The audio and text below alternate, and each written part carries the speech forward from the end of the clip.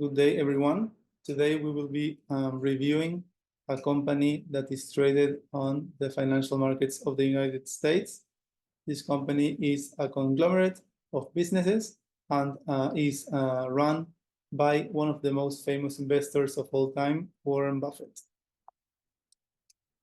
The company is called Berkshire Hathaway, and it's been around since the 1960s. Here's an extract of the company's objective and what we are going to focus this presentation today, which is the way this company generates cash and the way the company allocates this cash into different businesses that produce more cash and allow it to continue its operations. Berkshire Hathaway can be divided into three main pillars. We have first the Berkshire Hathaway Energy Division. Then we have the insurance operation, which is a property casualty insurance operation. And then we have the investment side of the company that can be divided into controlled and non-controlled assets. First of all, we can talk about a little bit about Berkshire Hathaway Energy. It's a really heavy infrastructure heavy company that operates mainly in the United States. This company does not pay dividends, and its operating earnings are reinvested into really infrastructure heavy companies.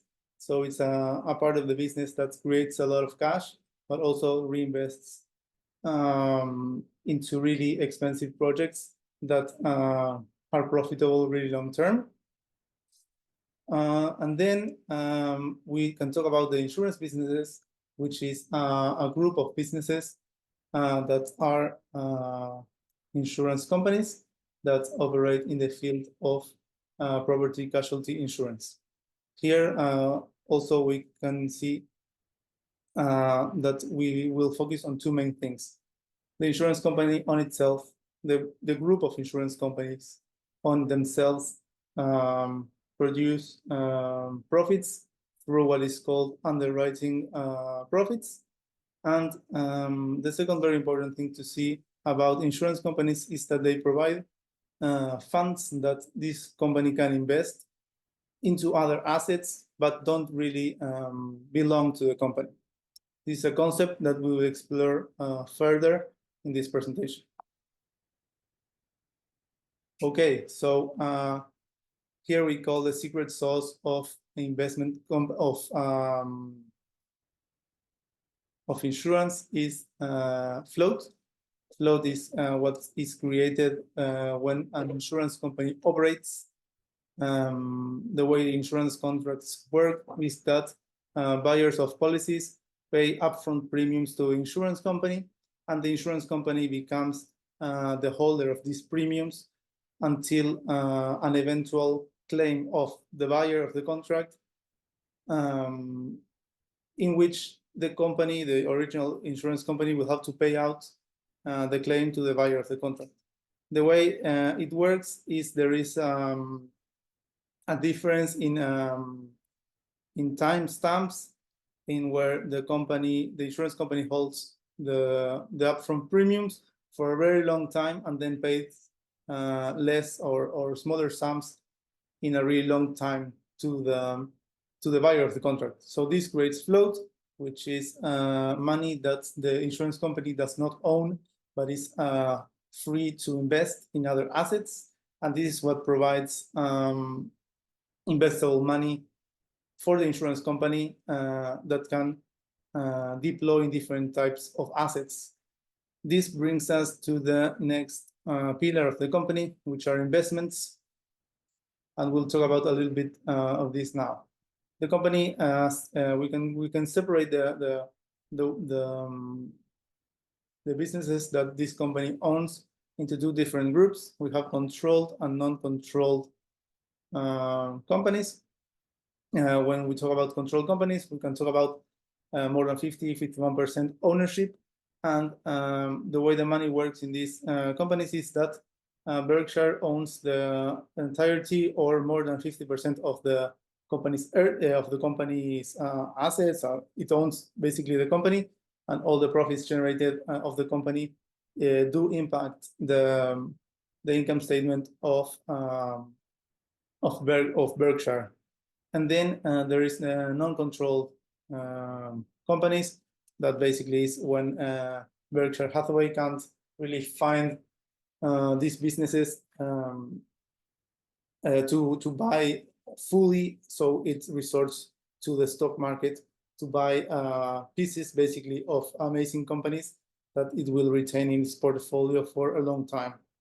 So here we see that the difference between controlled and uncontrolled investment is that when a non-controlled investment is bought, the only cash that the company receives is dividends, but then we have to take into account that a company that operates in the stock market, it will pay dividends to Berkshire, but Berkshire will not recognize its retained earnings as parts of the company's earnings. So we'll take that into account when we see the operating earnings of Berkshire. We have to take into account that there's a very huge portfolio of assets that create operating earnings that we don't take into account into the income statement.